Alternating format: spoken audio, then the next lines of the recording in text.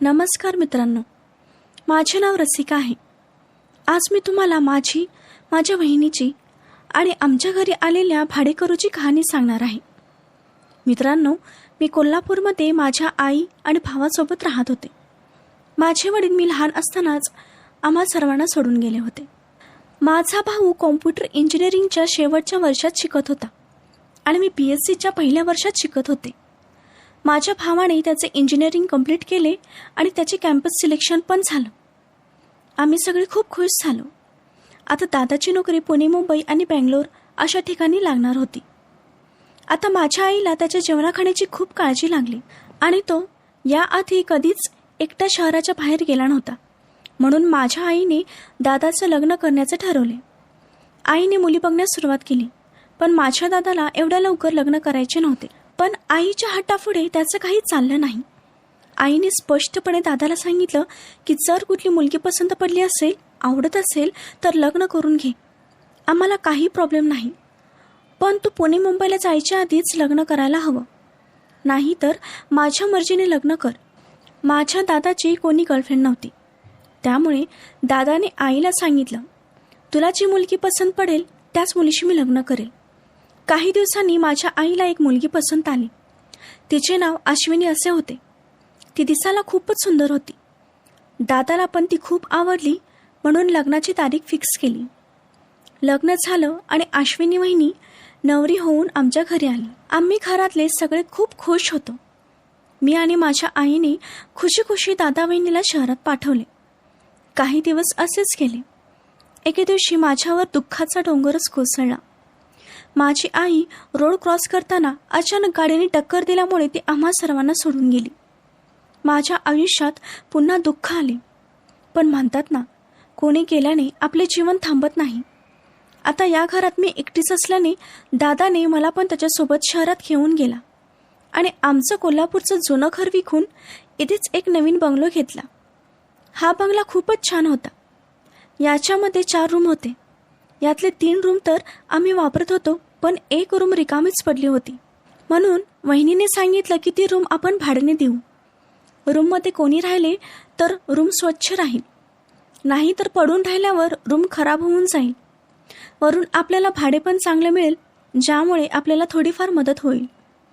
माझ्या दादाला वहिनीची आयडिया पसंत पडली. त्यांनी जवळच्या एका ब्रोकरला सांगितलं की आम्हाला लवकर एक भाडेकरू पाहिजे. एका आठवड्यातच आम्हाला एक भाडेकरू मिळाला. त्याचे नाव सौरभ असे होते. तो अजून बॅचलरच होता. दिसायला खूपच हँडसम आणि हट्टाकट्टा उंच होता. तो IT इंजिनियर होता, त्यामुळे त्याचं नेहमी वर्क फ्रॉम होम असायचे. तो आठवड्यातून 1 नाही तर 2 दिवसच ऑफिसमध्ये जात होता. तो एकटाच होता म्हणून दादाने त्याची जेवणाची व्यवस्था आमच्याच घरी केली. सौरभ जेवणाचे वेगळे पैसे आम्हाला देत होता. मी त्याला सौरभ भैया असं म्हणत होते. आता माझं फर्स्ट इयर पूर्ण होऊन सेकंड इयरला जाणार होते. मी आणि दादा इथे एक चांगले कॉलेज शोधू लागलो. एक चांगलं कॉलेज आम्हाला इथे भेटलं आणि दादाने माझे तिथे ॲडमिशन केले. आता मी रोज कॉलेजला जाऊ लागले. दादा ऑफिसला निघून गेल्यावर 10 वाजता मला कॉलेजला जावं लागत होते. तेव्हा जाताना वहिनी नेहमी मला विचारत होती की मी संध्याकाळी कधीपर्यंत येईन. माझ्या कॉलेजची टायमिंग काही फिक्स नव्हते, त्यामुळे वहिनीला नेहमी मला विचारावं लागत होते. एके दिवशी नेहमीप्रमाणे मी कॉलेजला जात होते, तेव्हा वहिनीने मला विचारले, रसिका, संध्याकाळी कधीपर्यंत येणार आहेस? मी म्हणाले, आज कॉलेजमध्ये कार्यक्रम असल्यामुळे 1 तास जरा उशीर होईल. मी सौरभच्या रूममध्ये वाकून बघितलं तर तो त्याच्या लॅपटॉपवर काम करत होता. वहिनी पण किचनमध्ये काम करायला निघून गेली. मी बाहेर आले आणि ऑटो थांबवून कॉलेजकडे जाऊ लागले. मला घरातून निघून 15 मिनिटच झाले होते. तोपर्यंत मला आठवले की माझी केमिस्ट्रीची प्रॅक्टिकल फाईल घरीच विसरली आहे आणि आज त्याची परीक्षा होती. म्हणून मी ऑटोवाल्याला ऑटो फिरवायला सांगितले. मी घराच्या दरवाजावर पोहोचले. मी पाहिले की दरवाजा आतून बंद होता. असे तर कधीच होत नव्हते. मी दरवाजा खटखटला, पण कोणीच उघडला नाही. मी खूप वेळापर्यंत दरवाजा सलग वाजवत होते, कारण मला आधीच कॉलेजला जाण्यास उशीर होत होता. मला असं वाटलं की बहुतेक वहिनी झोपली असेल, म्हणून तिला बेडरूममध्ये आवाज जात नसेल. तेव्हाच मला आठवले की माझ्या बॅगमध्ये घराची एक एक्स्ट्राची चावी आहे.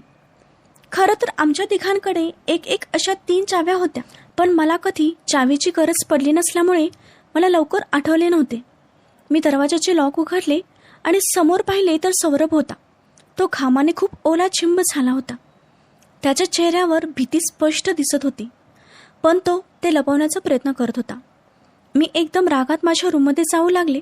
तेव्हाच मी मागे फिरून बघितलं की वहिनी लंगडत बाथरूममध्ये जात आहे. पण मला या सगळ्या गोष्टींवर लक्ष द्यायला टाईम नव्हता.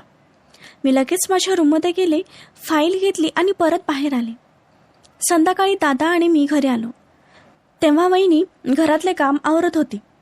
माझ्या डोक्यातून सकाळची ती गोष्ट अजूनपर्यंत निघून गेली नव्हती. मी माझ्या रूममध्ये जाऊन फ्रेश झाले आणि किचनमध्ये आले. वहिनी किचनमध्ये जेवण बनवत होती. तेव्हा मी वहिनीला विचारलं, वहिनी, सकाळी मी किती दरवाजा वाजवला, तुम्ही कुठे होतात? माझी खूप महत्त्वाची फाईल घरी राहिली होती. तेच घेण्यासाठी मी अर्ध्या वाटेतून वापस आले होते. वहिनी घाबरत मला म्हणाली, अगं तू मला आवाज देत होतेस, पण मी बाथरूममध्ये होते. सौरभ मला म्हणाला होता की तू आले होतेस. तेव्हाच दादाने वहिनीला हाक मारली, अश्विनी, अगं किती वेळ, भूक लागली आहे, लवकर जेवण घेऊन ये. वहिनी पहिलाच माझ्या प्रश्नांना घाबरली होती, त्यामुळे तिला एक चांगलाच बहाणा मिळाला आणि ती लगेच सामान घेऊन बाहेर डायनिंग टेबलवर ठेवू लागली. यामुळे मी तिला याबद्दल काही विचारले नाही. तेव्हापासून मी आता इकडे तिकडे लक्ष द्यायला सुरुवात केली. मी पाहिले की सौरभ वहिनीसोबत जरा जास्तच फ्रीली वागत आणि बोलत होता. बोलता बोलता तो वहिनीला इकडे तिकडे हात मारत होता आणि वहिनी पण त्याला प्रतिसाद देत होती. काही दिवस असेच निघून गेले. आता माझ्या परीक्षा जवळ आल्यामुळे मला 15 दिवसांची सुट्टी भेटली होती. आता मला त्यांच्यावर लक्ष ठेवायला चांगलीच संधी भेटली होती.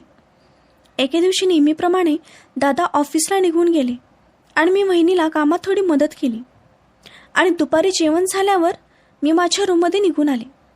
रूममध्ये बसून मी अभ्यास करत होते. तेव्हाच मी पाहिले की बॉटलमधले पाणी संपलं आहे. म्हणून मी किचनमधून पाणी आणण्यासाठी माझ्या रूमचा दरवाजा उघडला. पाहते तर वहिनी हळूच सौरभच्या रूममध्ये जात आहे. थोडा वेळ मी तिथेच उभा राहून त्यांची बाहेर येण्याची वाट पाहत होते, पण 2 तास झाले तरी ती बाहेर आली नव्हती. 4 तासांनी वहिनी लंगडत सौरभच्या रूममधून बाहेर आली. ती घामाने पूर्ण ओलीचिंब झाली होती. तिच्या साडीचा पदर अस्ताव्यस्त होता. ते सर्व बघून मला खूप विचित्र वाटले. आता हे रोजचेच चालू होतं. जेव्हा दादा ऑफिसला जात होता आणि मी माझ्या रूममध्ये निघून येत होते, तेव्हा वहिनी भाडेकरूच्या रूममध्ये जात होती आणि काही तासाने लंगडत बाहेर येत होती. आता माझी पूर्ण खात्री झाली होती की या दोघांमध्ये नक्कीच लफडे चालू आहे. माझी वहिनी दादाला धोका देत आहे. माझं डोकं खूप फिरलं होतं. दादाने माझ्या वहिनीसाठी काय काय केलं नव्हतं. वहिनीवर तो एवढं प्रेम करतो. ती जे मागते ते माझा दादा तिला आणून देत होता. तिला जिथे जायचं आहे तिथे तिला फिरायला घेऊन जात होता. मग का त्या कुलक्षणीने माझ्या दादाचं जीवन बर्बाद का केलं? आणि असं काय आहे या सौरभमध्ये की त्याच्यासोबत मिळून माझ्या दादाला ती धोका देत आहे? आता मी माझ्या वहिनीसोबत जास्त बोलत नव्हते. मी पक्का निर्णय घेतला होता की या दोघांना आता रंगेहात पकडायचं. म्हणून एके दिवशी मी कॉलेजला जात आहे असं नाटक केलं. मला माझ्या दादाची खूप काळजी लागली होती. कसेही करून वहिनीचा खरा चेहरा मला दादासमोर आणायचा होता. म्हणून मी वहिनीला सांगितलं की वहिनी, मी कॉलेजला जात आहे. वहिनी किचनमध्ये कामात व्यस्त होती. याचा फायदा घेऊन मी हळूच सौरभच्या रूममध्ये गेले आणि पडद्याच्या मागे जाऊन लपले. सौरभ अजून झोपला होता. त्याची 1 आठवडा नाईट ड्युटी चालू असल्यामुळे तो रात्रभर काम करत होता आणि दिवसभर झोपत होता. थोडा वेळ निघून गेला आणि वहिनी सौरभच्या रूममध्ये आली आणि त्याला उठवू लागली. रूममध्ये अंधार असल्यामुळे मला नीट स्पष्ट काही दिसत नव्हते. वहिनीने सौरभला उठवले. सौरभ, उठ, ते दोघे गेले आहेत. सौरभ म्हणाला, वहिनी, तुम्ही आलात? मी लगेच पडद्याच्या बाहेर आले आणि लाईट लावले. समोरचे दृश्य पाहून मी एकदम आश्चर्य झाले, कारण वहिनी खूपच छोट्या छोट्या आणि टाईट कपड्यांमध्ये उभी होती. सौरभ रूमचा मागचा दरवाजा उघडत होता. ते दोघं मला बघून दचकले. मी त्या दोघांना विचारलं, इथे काय चाललं आहे? तेव्हा सौरभ म्हणाला, वहिनी, आता लपवण्यापासून काही फायदा नाही, सांगून टाका जे काय आहे ते. वहिनी माझ्यासमोर येऊन मला म्हणाली, रसिका, मी आणि सौरभ नेहमी गार्डनमधल्या जिम हाऊसमध्ये जिम करतो. सौरभ मला व्यायाम शिकवतो. घरात राहून माझी तब्येत खूप वाढत आहे. तुझ्या दादाला माझी वाढलेली तब्येत आवडत नव्हती, म्हणून त्यांना मी बाहेर जिमला जाण्यास विचारले होते. पण तुझ्या दादाने मला एकटीला बाहेर जिममध्ये जाण्यास स्पष्ट नकार दिला होता. तुझे दादा माझ्याकडे लक्षही देत नव्हते.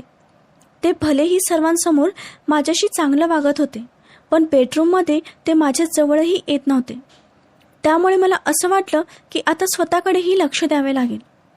म्हणून मी लपून सौरभसोबत इथे जिम करत होते. तो एक चांगला ट्रेनर पण आहे, त्यामुळे तो मला जिम ट्रेनिंग देत आहे.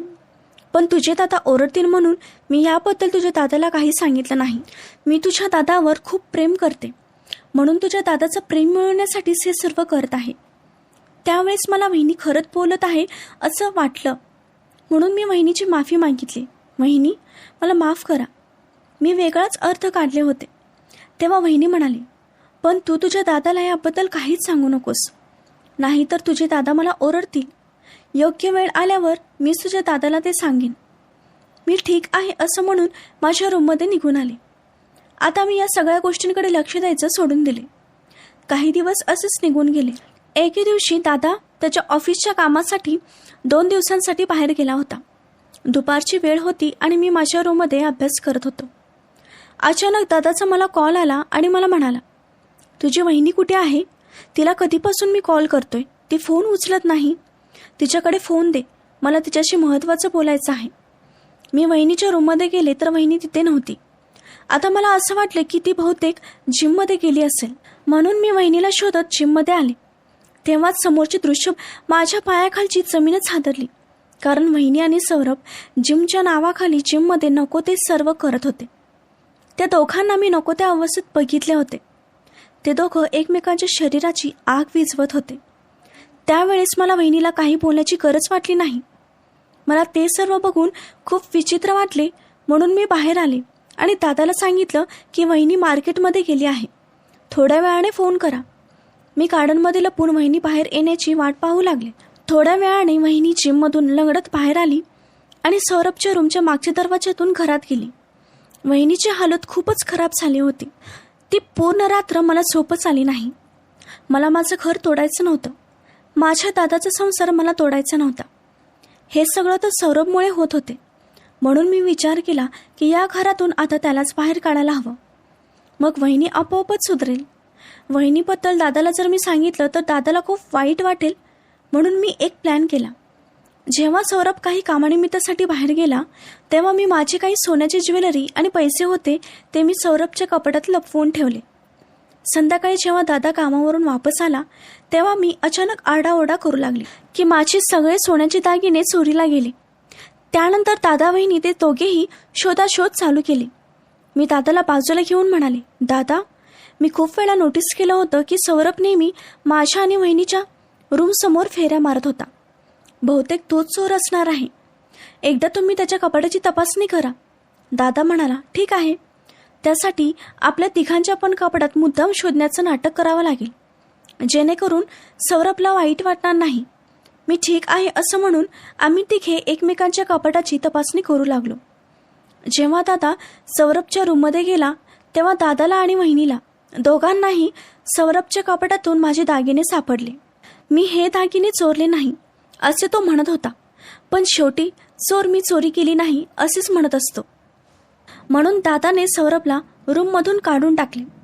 तेव्हापासून दादाने कोणालाही भाडेकरू ठेवले नाही. थोडे दिवस तर वहिनी शांत शांत होती, पण दादाच्या प्रेमामुळे पुन्हा त्या दोघांचं नातं चालू झाले.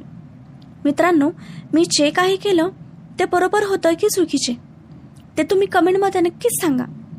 मित्रांनो, कथेला लाईक करा, शेअर करा आणि चॅनलला सबस्क्राईब करा. धन्यवाद.